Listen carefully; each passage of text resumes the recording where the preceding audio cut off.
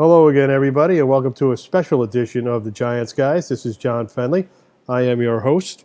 And this week we have a special guest who have been on the show before, Mr. Andy Furman of Ultimate NYG, and his draft expert, Stevie Wonder. And we're going to revisit this year's NFL draft and the Giants picks. And we're going to get into some other football stuff, so stick around. And we're here with Andy Furman of Ultimate NYG and his draft expert, Steve Wonder. How are you guys tonight? How are you, sir? We're doing great, thank you. Excellent. Hey, John. Thanks for having us again. Yeah, I just wanted to catch up with you guys because, the draft came and went. And Giants looked like they had a pretty strong draft. And, I just wanted to catch up with you guys and get your opinion on the guys they picked, the 10 guys they picked. And there's a lot of good ones there. So why don't we start with Wonder, and you could just give us an overall what you thought of the Giants draft from April. Well, I thought it was basically a very good draft. I respectfully disagree with some of the things they did, but for the most part, they've done pretty well.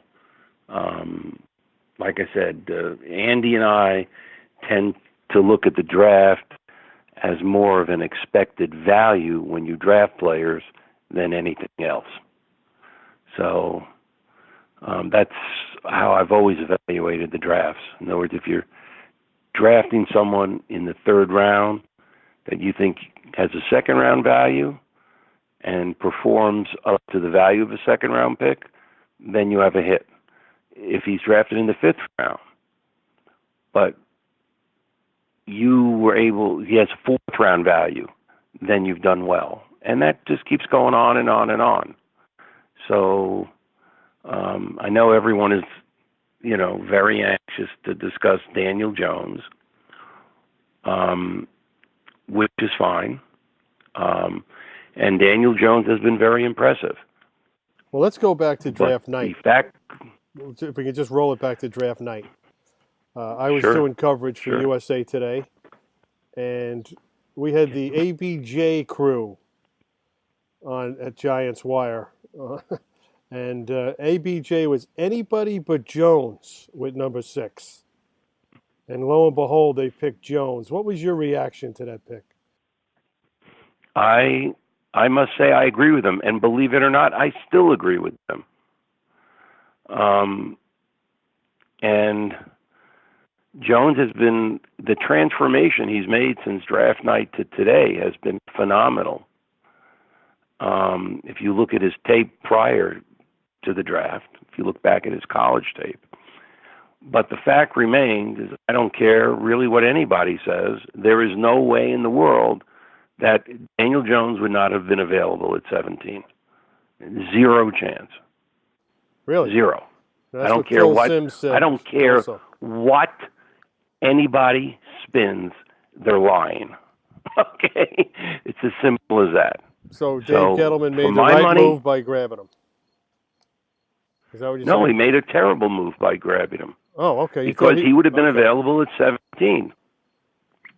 Let's take a step back here, Steve. Okay. Let's take a step back here. We can talk about the draft mechanics in a couple of minutes.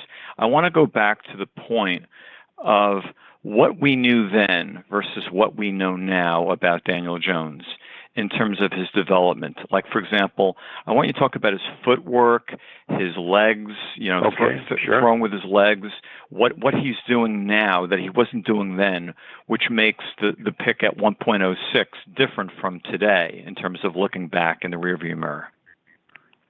Okay.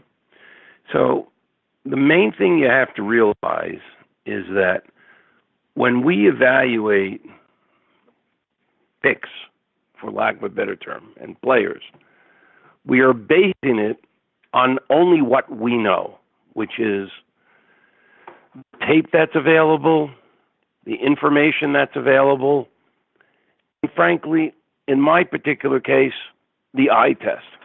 I'm a big believer in the eye test. What I see on film, what I see in workouts, what I see at the combine.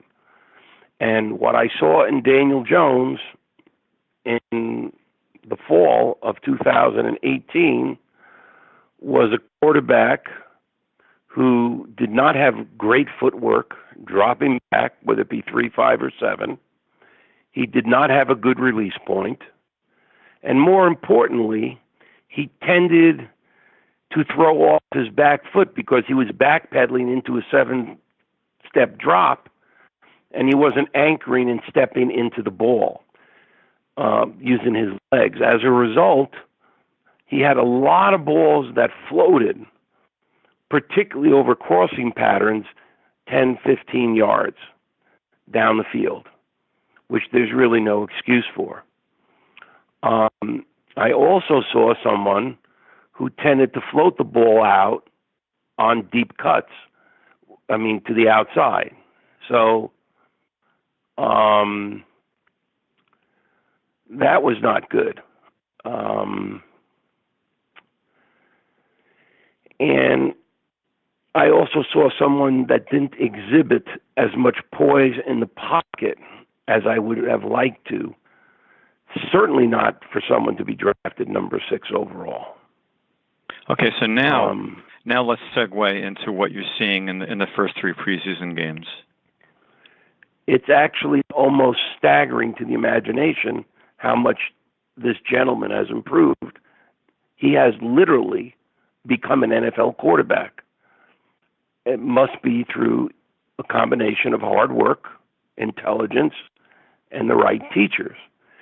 Because if you look at Daniel Jones's footwork, you wouldn't even know it was the same guy. Just go back and look at any game in November. Go look at the bowl game. Look at any game you want. He's a totally different quarterback. It's amazing. But usually takes a quarterback like a year or two.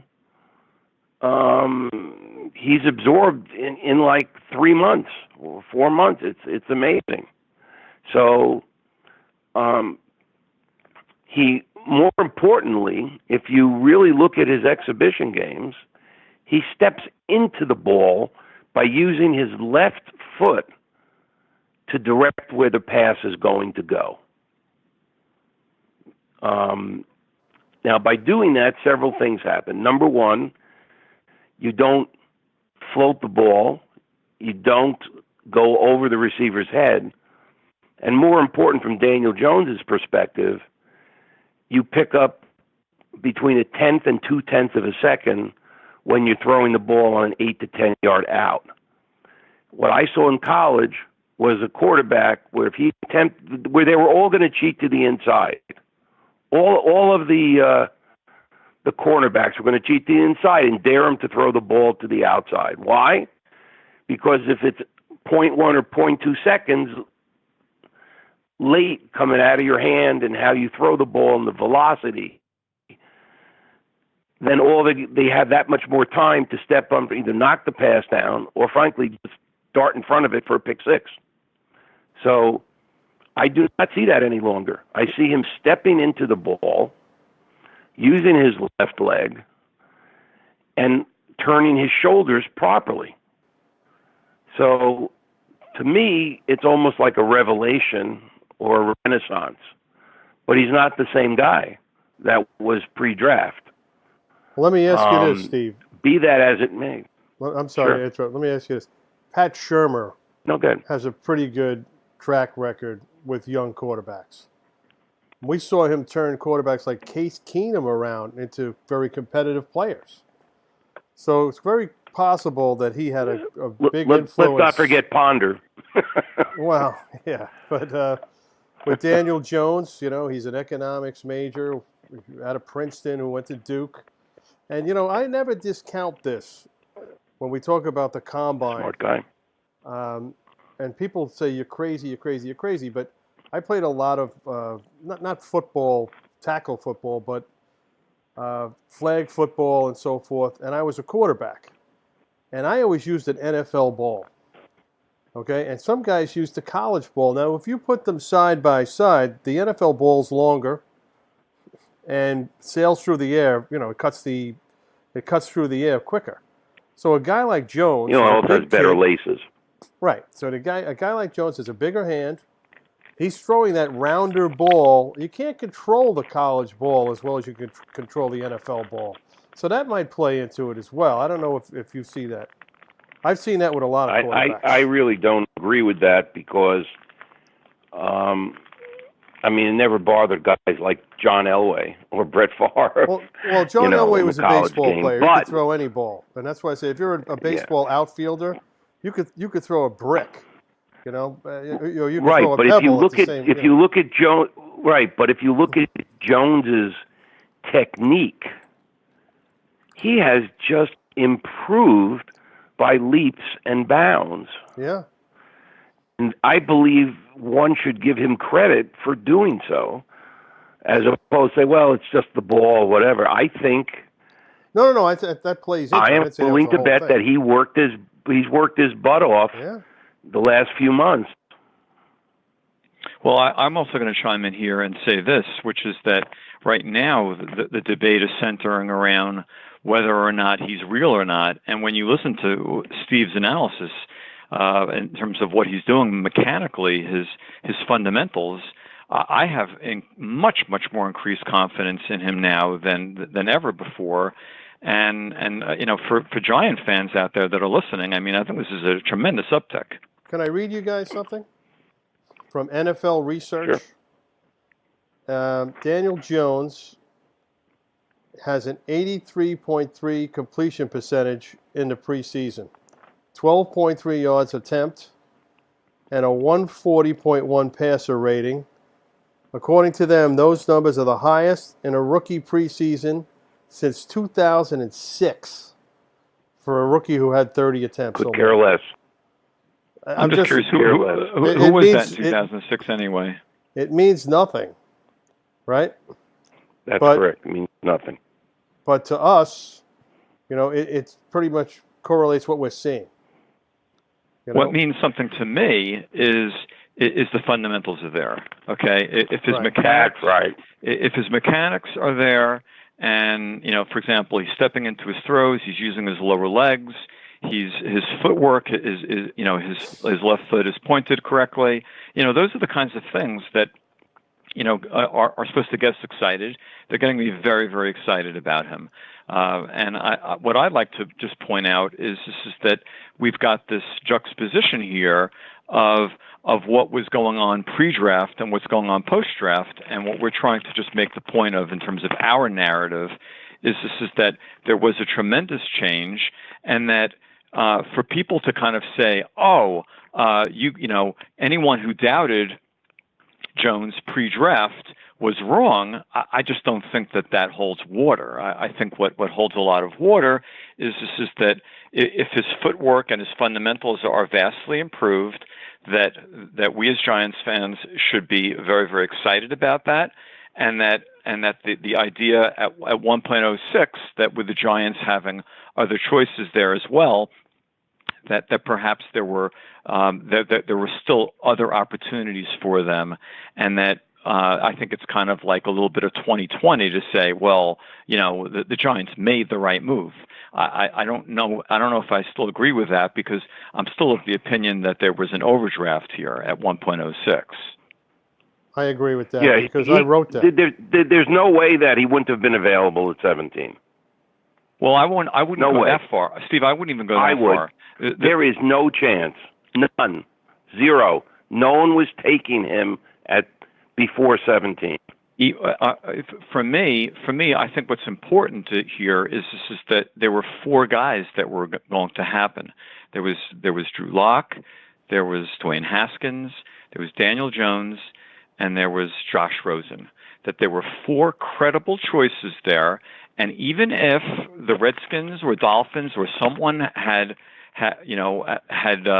full bloom love, whatever the hell that remember, term was. Denver traded out after the Giants took Jones. Yeah, so I'm not even going to say whether or not that was going to happen. So I'll disagree with Wonder on that. No, look, I'm going to tell you exactly what was going to happen, and you could believe it or not. Number one, Denver had their eyes on Drew Lock all the time. Okay? And it was their perception of the marketplace that they could trade out, get good value, and they thought they could get Drew Lock in the second round, but if not, they were getting top value for their draft pick, and that's why they made the trade. They were never taking Daniel Jones. Zero chance. Number two, other than the Giants, nobody was taking Daniel Jones ahead of Haskins. Not a chance. And you already knew Miami was going to get Josh Rosen. So what was left? There was no one left. So to me, as a general manager, I take a guy who could be, let's say, a 7 on what I call my Lawrence Taylor scale, the best defensive player in the history, right?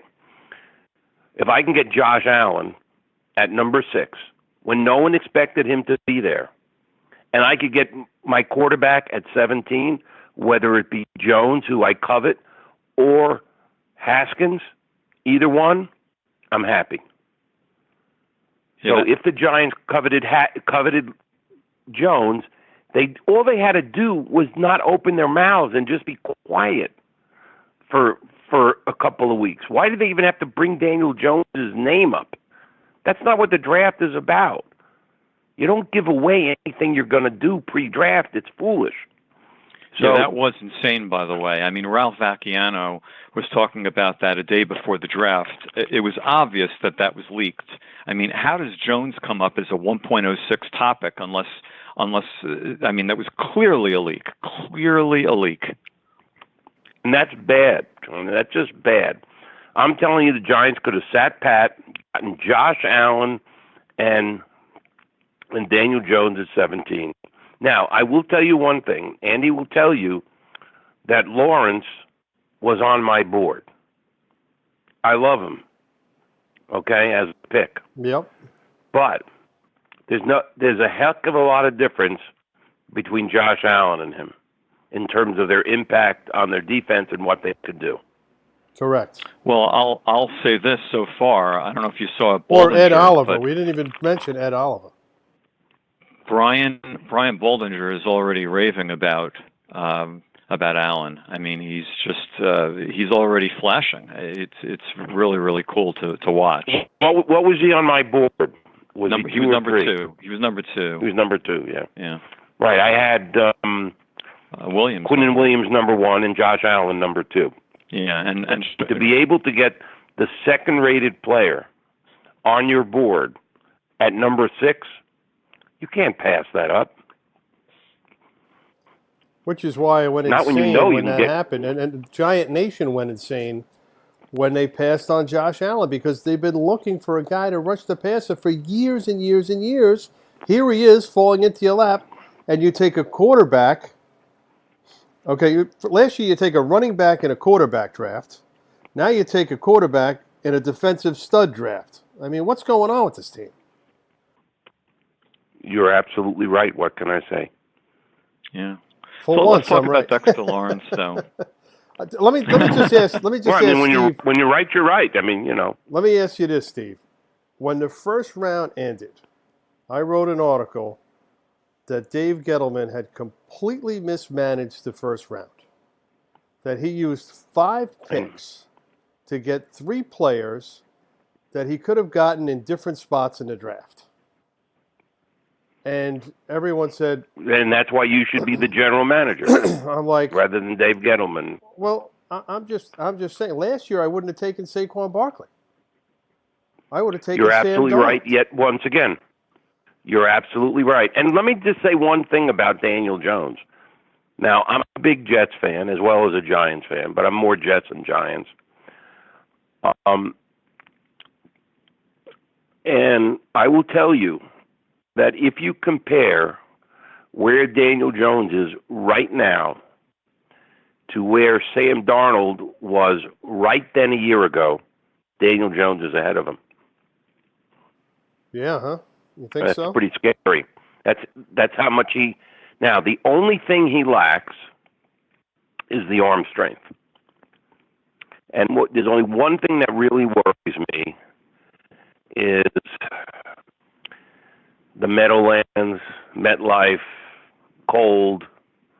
It's going to be a problem, I think. That's the thing that worries me. Yeah, but you're judged on how you do in the playoffs. You're right. There's anticipation. John, do you remember the first exhibition game where everyone was gaga gooing, where he threw a ball to the right part of the end zone deep, and it went over like a guy and was like a perfect throw that everyone was like gaga goo goo about? Yeah, it could have been easily defended if the defender turned his head. Exactly. Yeah, well, it was a ball that should never have been thrown. They were raving. I said if it was against the number 1 or 2 corner, that was just an interception. The receiver caught it in his belt. The receiver caught the ball with his hands below his belt. All I'm saying is he had good touch, but he's got to make up for lack of arm strength a little bit with touch and anticipation. But he's got to learn that these are not college defenders anymore. They're in the pros. Right. And you've got to compensate. That's the only thing that concerns me is just in general his lack of elite arm strength. Now, that being said, I will also encourage Giant fans in the following manner. If you look at Tom Brady's combine and his body and how he looked and how he threw, oh boy, there was no comparison between that and 5 years later. He had worked on his body, he had worked on his arm strength, and he wasn't even like the same person physically. Daniel Jones can fill out. Daniel Jones can stretch the muscle fibers in his biceps and triceps, a little bit of his pecs and more in his deltoids to develop arm strength. And if you are also using the proper technique, which he appears to be doing, you will find he can improve his arm strength significantly. And given the way he's worked so far on his technique and his footwork and everything, I have no doubt that he's also going to improve his arm strength by working diligently. And that doesn't mean lifting heavy weights, by the way. No. That means doing lower repetitive weights in order to stretch out the fibers. He could do the TB12 workout that Brady developed. Well, but he's not going to do Brady's the vegan a little thing. cuckoo I don't think he's going to be a vegan. Yeah, no. Not at 21, 22 years old, no. Let me ask you this, Steve, while I have Daniel you. Jones has a lot of strength. Potential there. Arm strength. Eli Manning went to Al Leiter's friend, Al Leiter, the baseball pitcher, to work on his arm strength. And Andy will attest to this. And it's whatever they did. They didn't tell us exactly what the exercises were. Apparently it's work because Eli is zipping the ball all over the place at 38 years old. So you are correct. These are things that can be done if one is diligent and has the right work ethic. There's and what I'm telling you is that Tom Brady they point has Daniel great Jones work in his direction. I forget the man's name. They could point Jones in a guy like that's direction. Or even a guy like Tom House, you know. That's right, the old Atlanta Braves relief pitcher, yeah. Texas Ranger, Atlanta Brave, you know. But the point is... Tom House, was that the same guy that pitched 7-15 to Hank Aaron? No, he's the guy who caught it in the bullpen. Oh, the guy that caught it? 7-15 was given up by an old Yankee pitcher named Al Downing. Al Downing, yeah. Right. Al Downing, I think he grooved that one, Steve. What do you think? I don't know. I'll tell you one thing. If Aaron had played in old Yankee Stadium, he would have only hit about 450 to 500 home runs. Yeah. Oh, yeah. I'll tell you that right now. Every ball, Atlanta was a launching pad. We know that. I mean, it was even the old Milwaukee Stadium. Yeah, every ball that Aaron hit for home run was like 375 feet on a line drive just over the fence. You're right. He wasn't a tape measure guy. He wasn't like Willie McCovey. Yeah, I don't right. And if Mantle had played in Camden Yards, he would have had 800 home runs. I don't like to take anything away from Hank Aaron because one of my favorite stats is that Hank Aaron would have hit 3,000. He would have 3,000 hits without any home runs. Yeah, that's true. And in the Hall of Fame, if you go to the Hall of Fame, you see Hank Aaron's bat. It's a 40-ounce bat.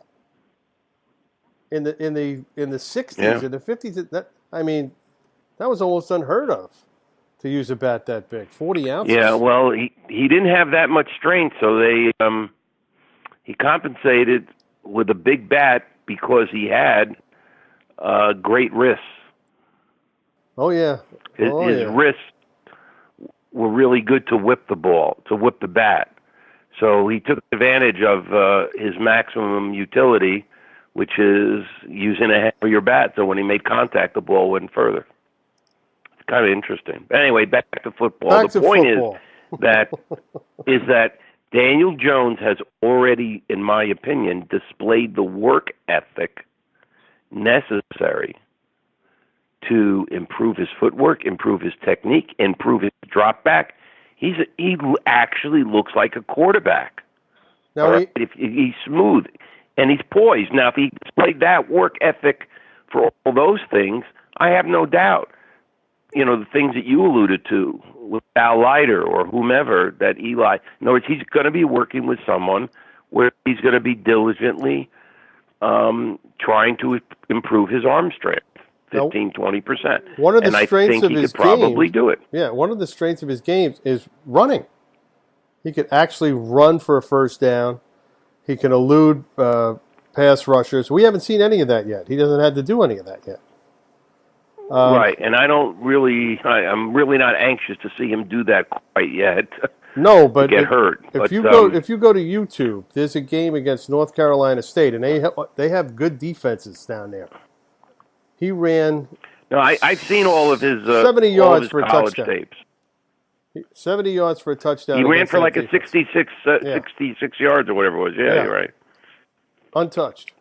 But it is a definite advantage to be a good athlete with good wheels in the NFL. There's no doubt about it.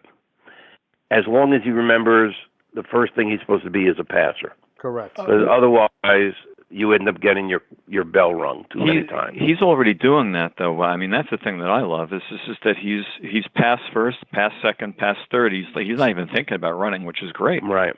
Now the thing that what I was trying to tell you is he's showing poise. He's showing poise.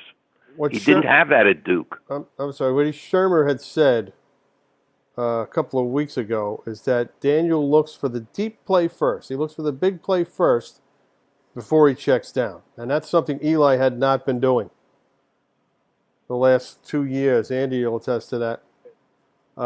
Daniel looks to get he's going to hit that receiver 15 yards out, not 5 yards out. So that's a good thing also. That's a good habit to have. Right. You know, we can start up a little more controversy with this question for Steve. Steve, how much do you think that they should have paid Eli Manning this year?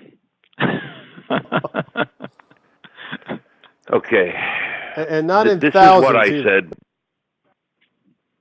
said. This is what I said like 2 years ago. The best thing to do before last year's draft was to take Sam Darnold, trade Eli, get whatever you can, maybe a conditional third that becomes a second, maybe a conditional third that even becomes a first. I mean, you could tie it into, well, you have to win a playoff game or whatever, okay? And then what you do is you draft a guy like Sam Darnold.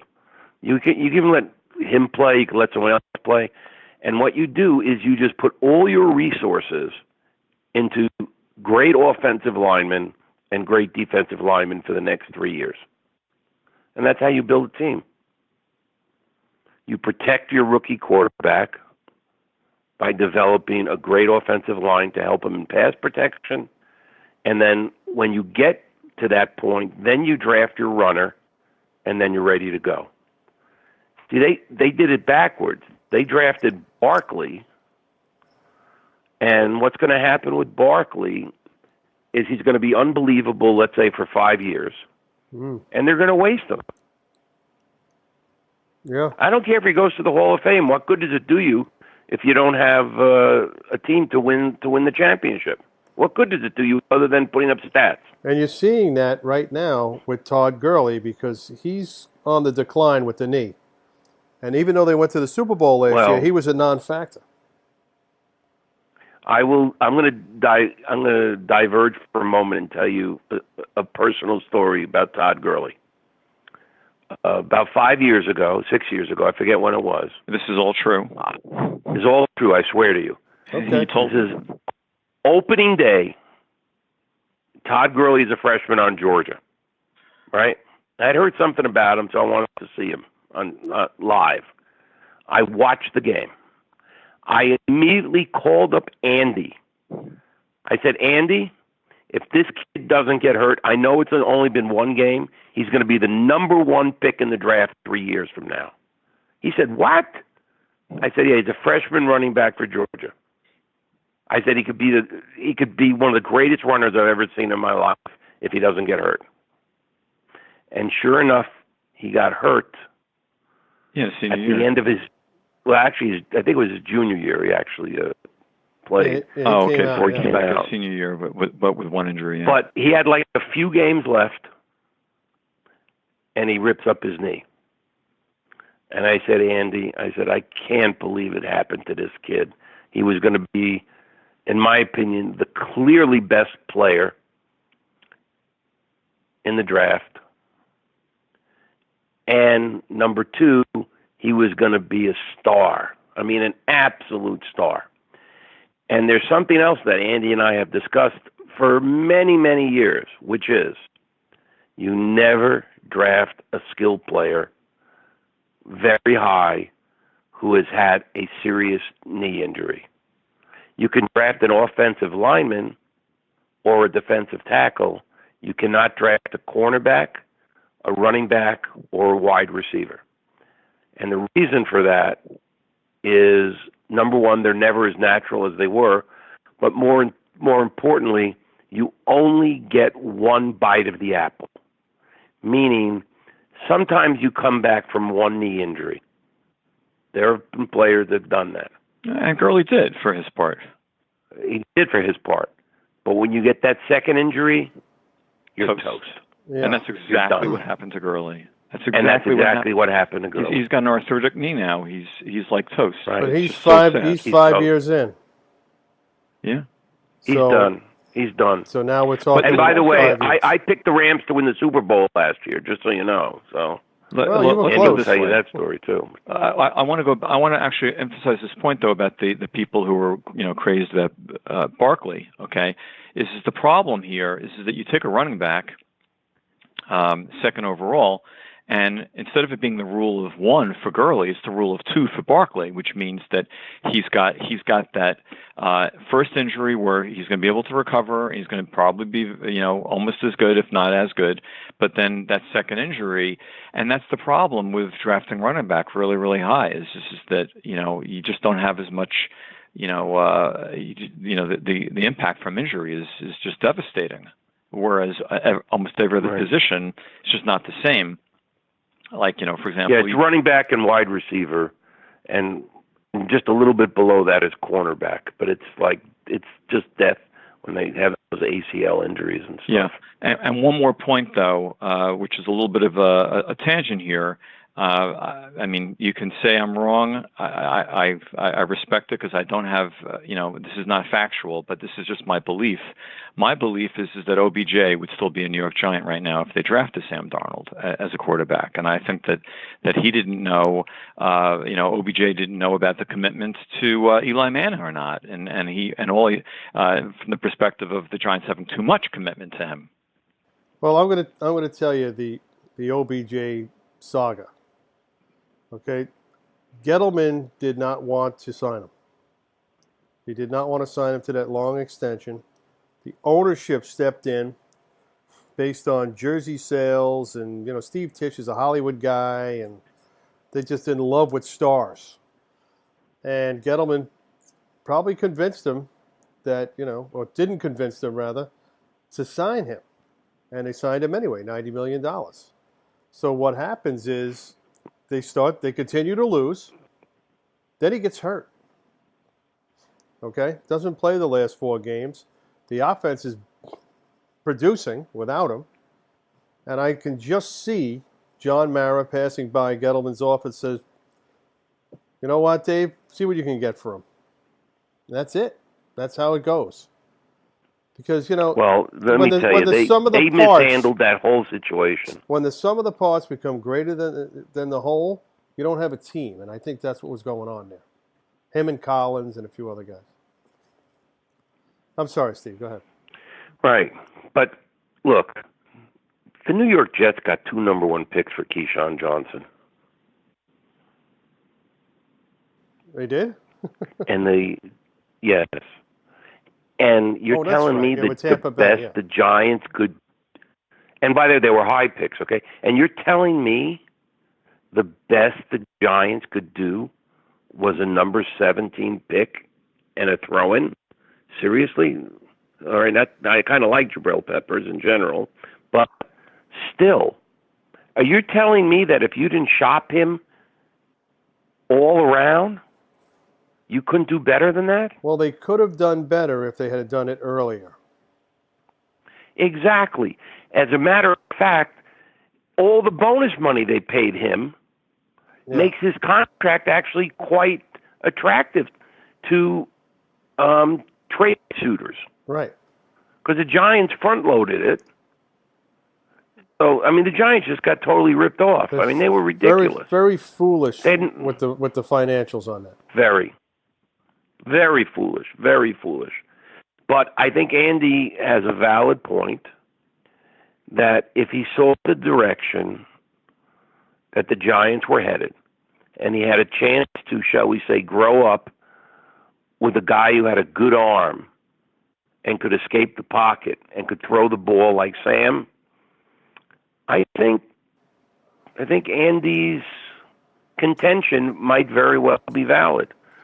But OBJ, like all of these malcontent divas, if he doesn't see him being one of the top 3 wide receivers in all of football and breaking all these stats and records and all this stuff and be on a winning team, then he wants out. And by the way, what's really interesting is tell me the last time someone won the Super Bowl with a diva wide receiver. I can't. And I wrote an article about that. And really? That the tail doesn't wag the dog. I think the answer. You're absolutely right. I think the answer was actually, we mentioned his name earlier, Keyshawn Johnson with Tampa Bay, and look what happened to him. Look what happened to him the next season. Santonio Holmes. Yeah, well, but that was kind of before. That was like he was very young at the time. Was he like his second year, something like that? Am I No, right? I think he was a little bit. He was. I mean, but he was a star and a diva, and I mean. But he was the last one. I mean, really. I mean, it's just, as John says, the tail wagging the dog. I mean, you take a guy like Larry Fitzgerald. He's worth his weight in gold when he was young because he was a soldier. He fought the good fight, showed up, behaved like a man, and was an unbelievable receiver. Well, you have that with Julio Jones as well. You get a hold of one of those guys, let me tell you, you got something. Like I told Andy way back when, I never draft running backs in the top 10, except on several of my draft boards. You could see it in black and white. I said, you got to take A.J. Green and you got to take Julio Jones. I had them like 3 and 4 in the draft. Okay? Why? Not only are they studs, but they're, for lack of a better term, normal. And they're going to be unbelievable in the pros. They're team guys. Right? Yeah. Yeah, Julio Jones is a very, very solid teammate. He's not like me. Put it this way: if Julio Jones had played the last number of years with Tom Brady and the Patriots, there is no telling what his stats would have been. There is no telling. I mean, he would have gotten 10, 15 touchdowns every year and 1,500 yards. Well, easy. we see what a superior talent can do with Tom Brady. Randy Moss. Now you have Josh Gordon. And Josh Gordon, even with a year layoff, is better than 80% of your wide receivers in the league. I mean, Josh Gordon's a stud. Yeah, the guy's incredible. And, he's going to be – we're going to see what's going to happen this year with guys like him and N'Keal Harry and Tom Brady. Everyone's trying to write off the Patriots. I wouldn't do that. I agree with you. Put it this way: minus 475 on them to win the division is still stealing. Oh, absolutely. So, right, so I agree with you. So we don't have a lot of time left on this podcast. Right. Let's just talk about a couple of Steve's really good guys that he really liked in the draft that the Giants did pick. Sure. We had Lawrence, we had Love, we had Ballantyne, and we had Slayton. Those are four guys. It's unbelievable how many of my guys that they took. It's unbelievable. Those were guys, certainly two of them in terms of Lawrence and Love that you spotted for the top 50. Right. And, John, don't get me wrong. I love Lawrence. Okay? Oh, I do too. The only thing is, I'd rather have Josh Allen. That's all. And I thought Lawrence was either a late first round or a second rounder. I loved Lawrence. I thought he was a first-round pick for sure. I had him graded higher than most people. Before you what did you have him, Andy, for me? Yeah. You know, we had Lawrence at 13th, and he was taken 17th. So that's from our perspective, that was value. Wow. All of those Clemson lines. I loved Lawrence. Hey, let me tell you something. Let me tell you something about Clemson, okay? I had Clelin Ferrell. Do you know what do I have him rated, Andy? On my board? You had Clelin Ferrell number 5. He went 4th. Okay. Yeah. Okay, now, but listen, this is what GMs don't get, which is what Shermer doesn't get, that Mike Mayock doesn't understand. I have no problem with the value of Clelin Ferrell because it's a guy I loved. But that's not what the draft is about. If you love Clelin Ferrell, like I did, but no one else apparently did, what you do is you draft Josh Allen at number 4, and you still have 2 number 1s, and you move up to like 15 or 16 or 17 or whatever it is, and you get Clelin Ferrell, and you get them both. Imagine you don't take Ferrell at 4. Now, just because I loved, now remember, I had Josh Allen at 2 and Ferrell at 5. The way the draft fell to the Raiders, they could have had them both. Yeah. But so the same, it's almost applicable. If you think Clelin Ferrell is your guy, if you think Daniel Jones is your guy, that's all well and good. But don't overdraft them when you don't need to. Yeah, I agree. Take Josh Allen at 4, or 6. More likely, Steve, it's what the Raiders are going to do if they're smart is they're just going to trade down 5 or 10 spots. And they're still going to be able to get Ferrell. That's the answer. No, it's not, because they had a chance to take a guy who was an absolute beast in Josh Allen at number 4, then trade up. They had 2 other picks in the first round. It was very easy to move up to 11, 12, 13, whatever it is, and you get Clelin Ferrell. Think about that. I agree with Steve. Think about what you would do to your team. I don't think Ferrell was in a lot of teams' You're top 20. set for the next 10 years.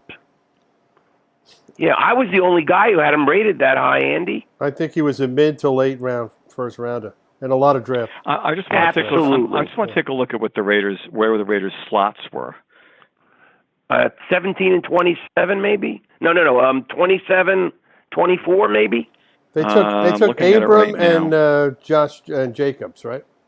Those were the other 2 guys they took. They drafted hard. Their last 2 picks were terrible. I forget who they were. They were 24 and 27. Okay, so what they could have done, right?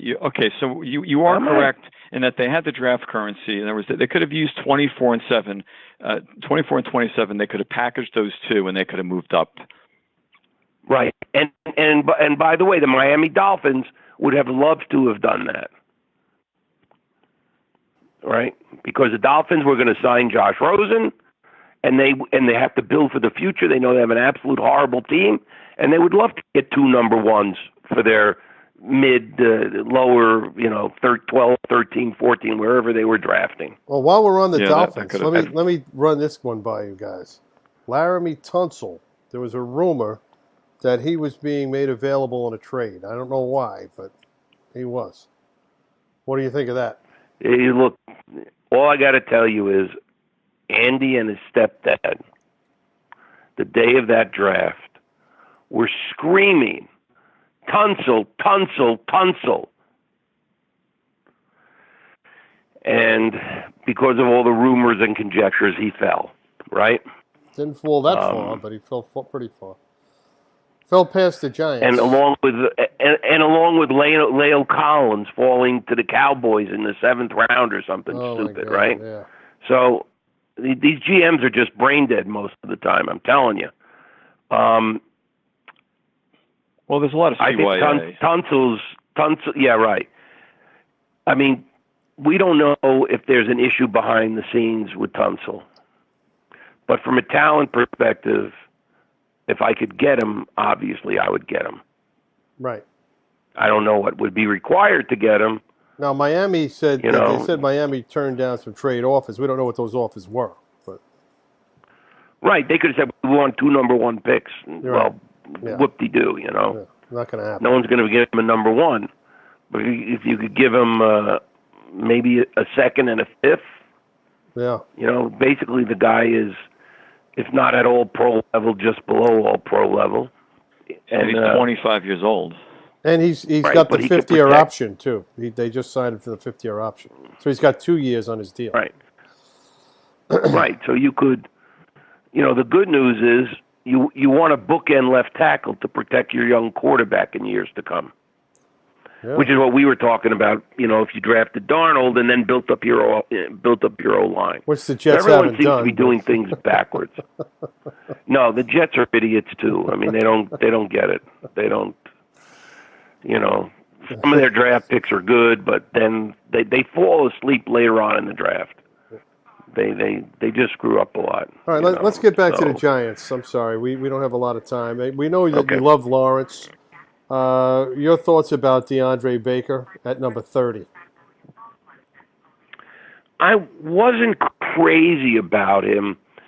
It seems to me everyone was talking about him, but it seems to me that he's almost more of a Tampa 2 kind of guy. Mm-hmm. He's not really a press corner. Right. I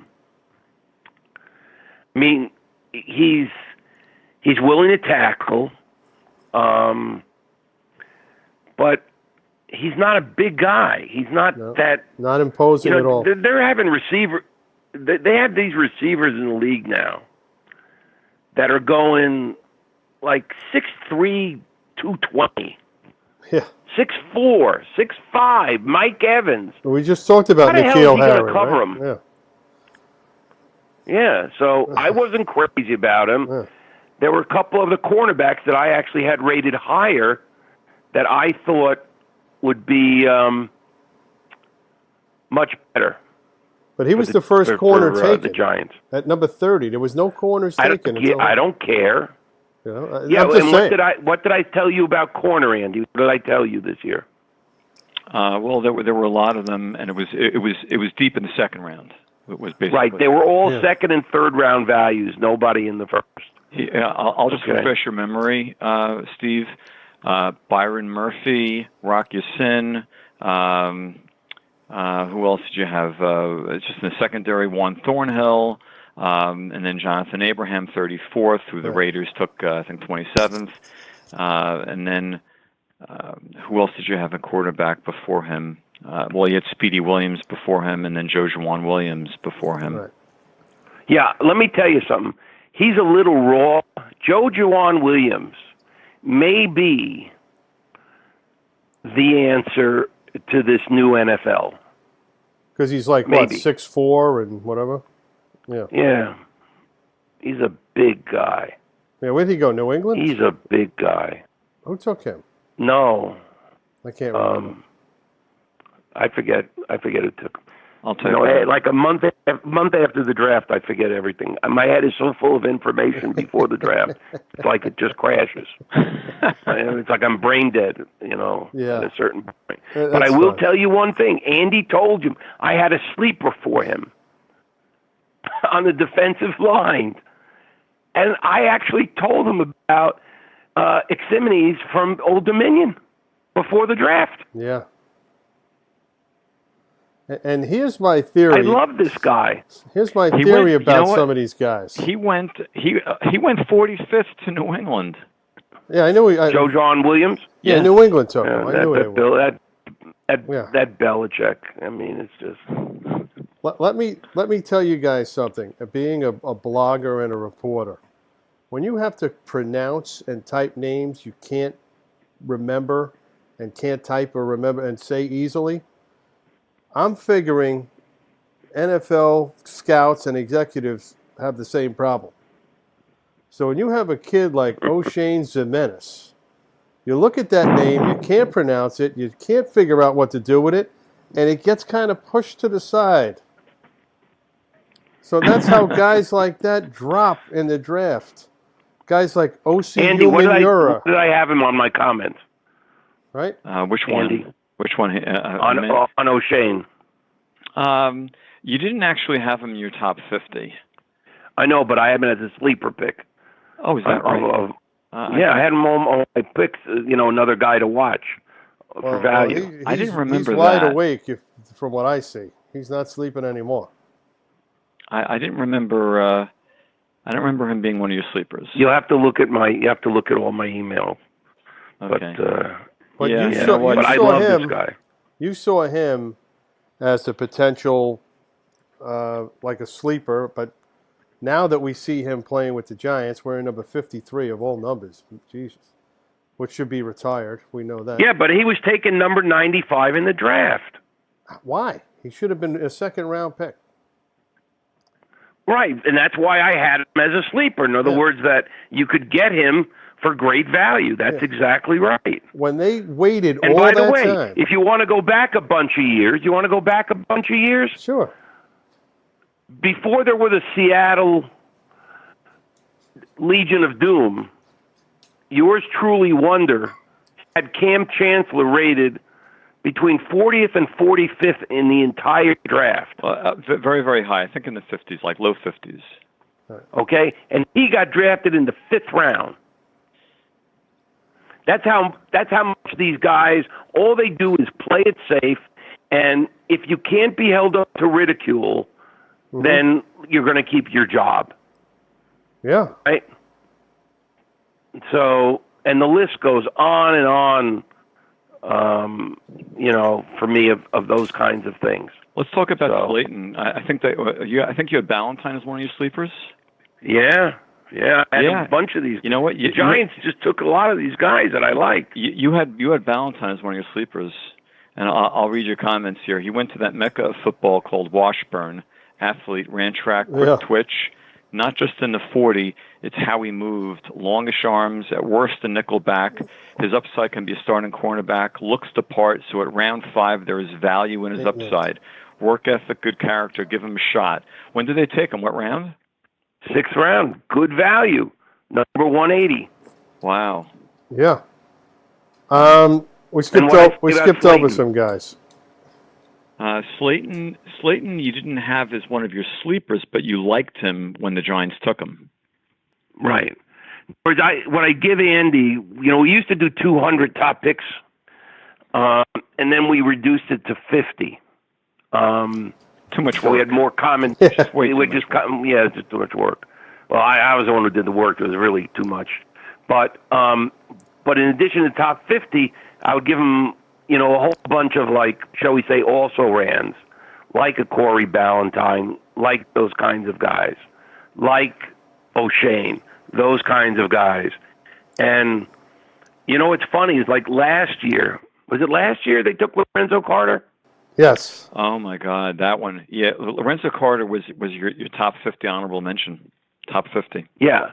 Yeah, I had Lorenzo. I said, this guy is going to be great in the pros. You got to grab this guy.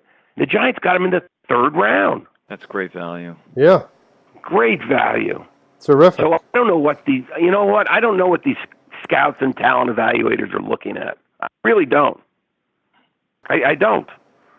They'll take a guy like Andre Smith. Oh, he's a road grader from Alabama. Oh, God. 1st round talent. I said, Andy, he's a big fat pig. Can't do anything. Can't move, can't block, can't do anything. He's on a great offensive line from Alabama, so he gets covered up. Okay? But he can never play in the pros, right? What do? He ends up getting taken 6th overall. Something crazy, ridiculous. And isn't he back with the Bengals? Yeah, who knows? I thought I saw him the other night when he played the Giants. But anyway, let's get. We only got a couple of minutes left. But that's the whole point. I don't know what they're looking at. I mean, you have a guy like Lorenzo Carter. You can tell he is an NFL linebacker. The speed, the hands, the power. He's got it all. How can you let a guy like that slip? Let me update you on Lorenzo Carter, Steve. He came in this year with 12 more pounds of muscle on him. So now he's even more imposing than he was as a rookie. And now he knows that defense. You got to give these guys a chance to lose their baby fat and get an NFL body. It takes a couple years. That's why I'm not too worried about Daniel Jones. If you have the work ethic, you can gain the arm strength. Right? Wow. Yeah. So, I just didn't like the way the Giants moved up, to get Baker. I just didn't see that. They could have stayed put. They spent 3 picks to move up 7 spots to take this kid. The consensus on most people, I'm just giving you the other side. Okay, the other side was that the Giants, and the Giants stated this, was that they felt that Baker was the best cornerback. And many, many others agreed with that, and we just disagreed, so we'll find out. Let me tell you something. The last great cornerback, right, was Darrelle Revis, right? Great. I mean, there hasn't been a lockdown corner since then, with the possible exception of Jalen Ramsey. What do they all have in common? Tell us. The thing that you've always taught me, Steve, is the hips. They got hips and they got hand strength. In other words, they're actually a little bit stocky. They're strong. And the reason is you have to use technique to tie up these big guys at the line of scrimmage. You can't play back on a guy 6'5". He'll eat you alive. So why you want to take a guy 5'11", 193 pounds? I just don't understand it. No, I agree. And he's not even a press corner. I mean, I would rather take Joanne Williams and see if he could develop into a lockdown kind of quarterback. All right, we only got a few minutes left. Let's talk about Julian Love. Okay. I know you like Julian Love. I liked him. I didn't love him, but I thought he was good. Don't get me wrong. I thought he was good. For value, Steve, it was tremendous. But for value, yeah, it's all about, to me, value. And to get him where they got him is a gold mine, right? Yeah, I mean, you had him top 50. Steve, you had him top 50, and the Giants got him in the 4th round. That's correct. Would you rather have Julian Love in the 4th round or DeAndre Baker in the 1st round? Oh, it's no Even question, if you think DeAndre Baker's a little bit better than Julian Love. We don't even know that because Baker hasn't been able to practice. We haven't seen a whole lot of him, so we don't even know what he can do. Fortunately, we haven't seen but do you see what I mean about a GM knowing value? right? Lorenzo Caro is value. Julian Love is value. Slayton is value. O'Shane is value. If you always pick players that represent value, you can never go wrong. You can never go wrong. I agree. When you trade away 3 picks and move up to get DeAndre Baker, who is questionable as the best corner in the draft, very questionable, right? Right? And the same thing is true when you, at the highest level, if you like Daniel Jones, that's wonderful. But you don't take him at 6 when you could take him at 17, not when Josh Allen is sitting there at 6. Right. Now let's move on a little bit because we only got a few minutes left. Ryan Connolly of Wisconsin. I'm sure you didn't have him anywhere on your board. Nobody really did. Nobody knows a whole lot about this guy here in New York except for his cousin, is Anders Lee, who's the captain of the Islanders. That's about it. Yeah. To tell you the truth, that's his claim to fame. I knew about him. To me, he's just a little bit of slow. I thought a slow-footed. Yeah. He's like a Zach Thomas linebacker without the skill or the instincts. Well, that's the now whole he thing. plays with instincts, which allows him to sort of make it. But I don't think I don't even think he's going to make the team. He's going to make the team. They absolutely love this kid. They love this kid. Steve, he's going to make the team. Yeah, and he may even start, Andy. They're talking about him playing a lot. I don't. All I got to tell you is I just don't. I don't see this guy long term being an answer. Wow. What about Darius Slayton? We haven't seen a lot of him because he had a hammy. And we talked about him a little Slayton, bit. I like. First of all, you can't teach speed. Right, 4.39 or whatever it is. You cannot teach speed, and the guy's a player. And sometimes you take these guys. Let me ask you a question: where was Antonio Brown drafted? 6th round. 6th round. That's exactly right. Okay? So, if you exhibit wide receiver and running back are the 2 positions. Either you got it or you don't. Now, you can get better, but you got to have a certain amount of raw ability and instinct. I think this kid's got it. Now, is he willing to work to understand the intricacies of options on a route tree? Is he willing to stay after practice and work on pass patterns with Daniel Jones? I don't know the answer to that. But for 6th round value, I love this guy. Yeah. You can't do better than that at the 6th round. Terrific. All right, we're actually out of time, guys. I mean, we could talk for hours. I know that much. But I want to have you guys back on the show. It's been a really good hour, and I want to thank you guys for coming on. It's been our pleasure, and we enjoy it. No, thank you for having us. You're a smart guy. You know what you're talking about, which makes it pretty easy on us. Well, thank you very much. John, thanks for having us.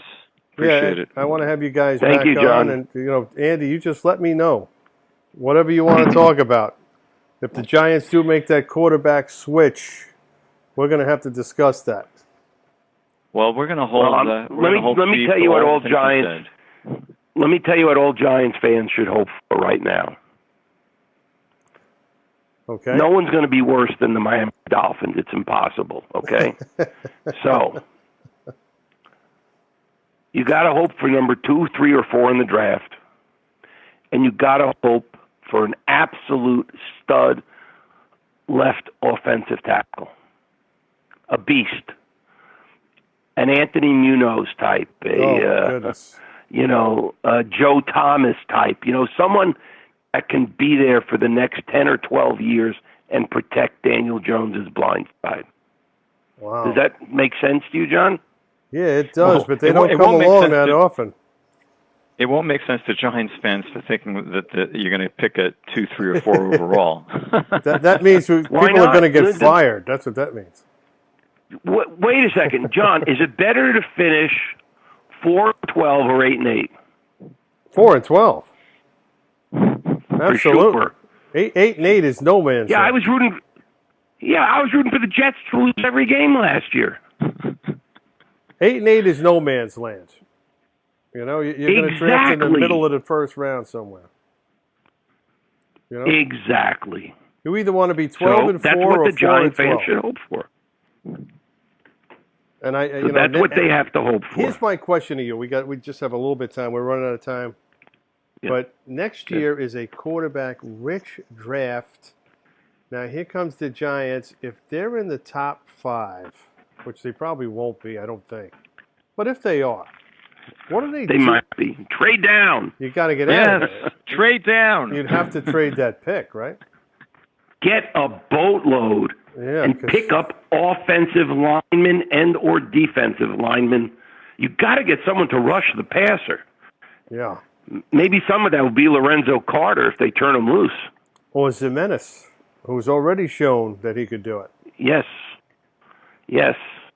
But let me tell you, you can never have too many big, talented offensive linemen for a young quarterback. I agree with that.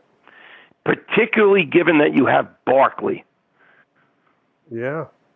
Load up just load them up front. Get the best guys you can, and just develop that offensive line. Well, let me ask you can help a young quarterback out. They traded for Kevin Zeitler. They were probably going to cut. I liked him, by the way. They were going to probably cut. Andy will tell you about this. Vernon, and they ended up trading him for Zeitler, which I thought was the biggest steal of all time. Pick. Yeah, that was incredible. I couldn't agree with you more. And by the way, I love Zeitler coming out of the draft. Andy will tell you that. Now, we liked Zeitler in free agency about 3 or 4 years ago. He's never made the Pro Bowl, but he's probably the best lineman who's never made the Pro Bowl. You know, he is you know what I call these guys? They're NFL players. Yeah. That's who they are. They're NFL professionals. They can play. Those are the kind of guys you need on your team. He's what I call what Bill Parcells used to call a suburbanite. Remember that, Andy? Oh, I never heard that. Lunch pail. Suburbanite. Oh, lunch pail guys I heard, but I never heard suburbanite. Bill Parcells calls his offensive line in the 80s the suburbanites because they used to pull up in their little trucks and SUVs with the baby seats in the back. He says, you guys aren't, city guys. You're a bunch of suburbanites. Well, that's right. Because they had the work ethic. The Carl Nelsons of the world. They had the work ethic. They would go to the stadium, and then when they were done, they would go back to their wives. They were just That's right. They were very purposed. And that's who was that center on that team? Bart Oates, maybe? Yeah. Oh, Bart Oates? You had Bart Oates, you had Billy Ard, you had Chris Godfrey. You had a couple of USFL and guys. Carl Nelson was a tackle. Brad Benson was a tackle. Right, and Benson was the other one. Right. Then they moved were on tough. from that. You had Bob Cratch after that, if you remember him. Yeah, but so what I'm saying to you is the Giants' mission over the next 2 drafts or off-season or trade is to get offensive linemen to help Barkley and Jones. I agree. They're their biggest friend. And if they can do that and have patience, that's how you build a team. Yeah, the reason why is because Nate Solder is 31 years old, and he's he's got. I hated that to begin with. I told you I hated that. Well, he just doesn't have that many years left on him, and that's the problem. He's a stopgap guy. Yeah, he's a filler, and you got to get a 22-year-old for the next 9 or 10 years. You got to start somewhere. Like when Casey Stengel took You're over the Mets. You're absolutely right, John. Remember this, Steve? When Casey Stengel took over the Mets. Just contact someone and tell them to listen to you, John. Just call up Gettleman and say, listen, I'm John, you listen to me. That's what you should do. Do you remember this story when Casey Stengel took over the Mets? The first player he took was a catcher. And they asked him why he took a catcher. He said, if you don't have a catcher, you're going to have a lot of pass balls. So that's pretty much Nate's shoulder. You better get a left tackle. You're going to have a dead quarterback. And that's what you should do. That's what they should focus on. All right, guys. And, we got to wrap this up. Okay, so, John. Well, thank you. Thank you, guys, and we'll do this again. Okay. Take care, John. Take care. Best of luck to you. Bye-bye. Take care.